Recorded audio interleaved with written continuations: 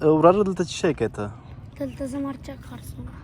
نو دلته تا نه څوک اخلي؟ دا خو بیخي ډاک دی او څو کوره دي کورونه هم د داسې کم پیسه دارو خلکو نه چې تا نه مرچک ولي. دلته به تا نه څوک ولي؟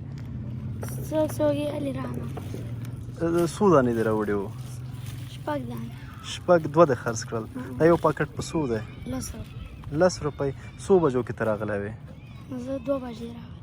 اوس ساعت څو دی مولا جانه؟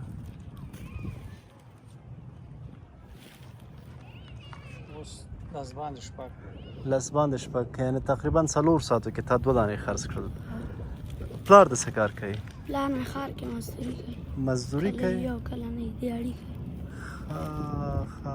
او د کوم ځای ته؟ قاسم آباد. یعنې خپله د قاسم آباد که کور د قاسم آباد کې دی؟ خپله د قاسم آباد. خپله د قاسم آباد دی. مکتب ته ځې ته؟ ولې؟ غریبي د مرګ ته نه. نو په لاس مرچک خرڅوم. پلار دې درته نه وایي چې مکتب ته لاړ شه؟ ورور دی بل څوک؟ ورور لرې؟ نه مشر ورور نه لرم. سترګې دې ډکې شوې؟ خفه کېږه مه. هغه دی دا خو ډېر ګرځېدل غواړي. ته بهر کور دروازه ټکوې چې مرچک خرڅوم. نو دا د بې اغستې پلار دی که نه؟ چا نه دې راوړي ورته دله چې زه درته خرڅوم؟ نه بل څوک یې راته هغې ته پیسې ورکوم.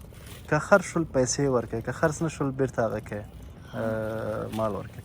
زه نه غواړم د دې وراره مخ راولم، خو سترګې بیخي له اوښکو ډکې دي، خفه دی او څه زه که ډېر ووایم دا شاید نور هم خفه شي. یو څه مرسته ده دغه ورته سپارو، وبرکه ورته. دا د 1000 2000 3000 4000 5000 دا پیسې به ویسې پلار ته به دې ورکړي. صحیح دی؟ نه یې درنه څوک واخلي، نه یې درنه څوک مصرف کړي. اذان هم دی، زه باید خبرې لنډې کړم. دا د نصرالله کورنۍ درته رالیږلي، هغې چې کوم غریب ته یې ورکړه، مسیح ته. موږ خو داسې لکه وراره فقط دونه وکړه چې ورکې درنه نه شي او ته یې مصرف نه کړې. پلار ته دې ورکړه چې کور کې هم هر ضرورت و هغې ته به یې هغه پې پوره کوي او نصرالله کورنۍ ته به دعا کوي. صحیح دی وراره؟ لاړ شه په خیر لاړ شي. خدای دې مل شه.